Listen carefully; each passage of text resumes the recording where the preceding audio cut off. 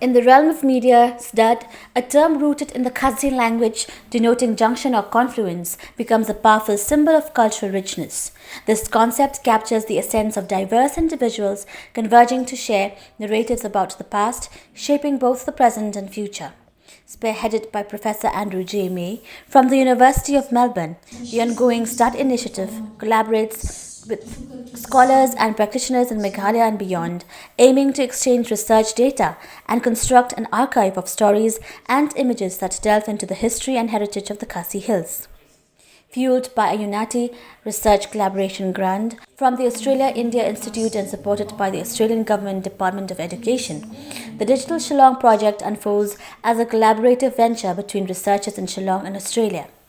This interdisciplinary team, comprising historians, artists, archivists, urban heritage professionals, and data scientists, shares a collective passion for exploring how communities narrate, preserve, and commemorate their histories.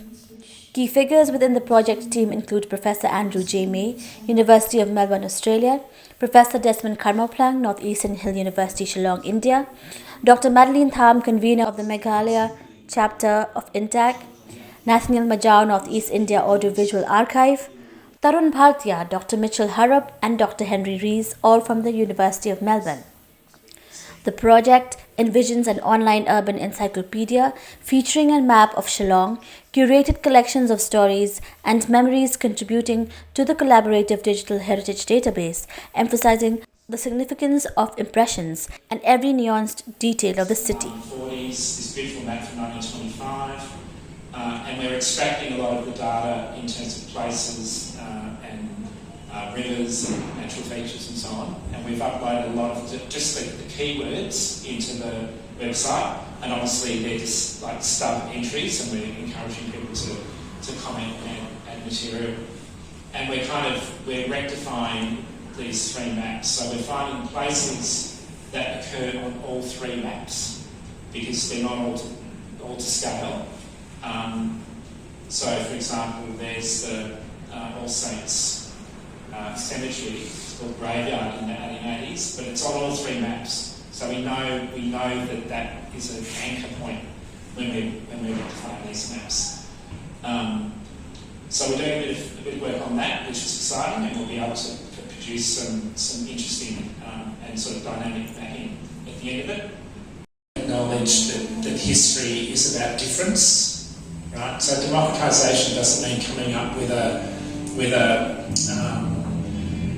an entry that's so kind of triaged and shaped into something that actually loses its meaning.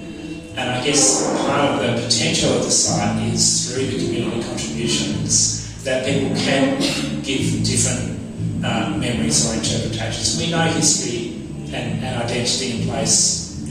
I don't have to, go into detail. We all know that. It's contested. So it is a place where we invite people to give different interpretations. We've drafted and we'll put up, we've got a kind of a code of conduct, let's call it that, where we won't sort of tolerate intemperate contributions, but we also very much want to this sense that any place is about a fluid and changing storytelling and concepts and histories. How do we validate or check up the authenticity of an image that is presented to the site? Because there could be play, there could be foul play, there could be additions. I'm not into audiovisual work, but we have to take steps to see the authenticity of a document is maintained.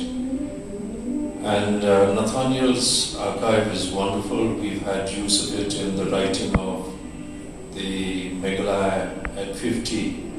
It would be nice if the archive makes a note of not the names but the other publications that have emanated from the photographs that come into the archives.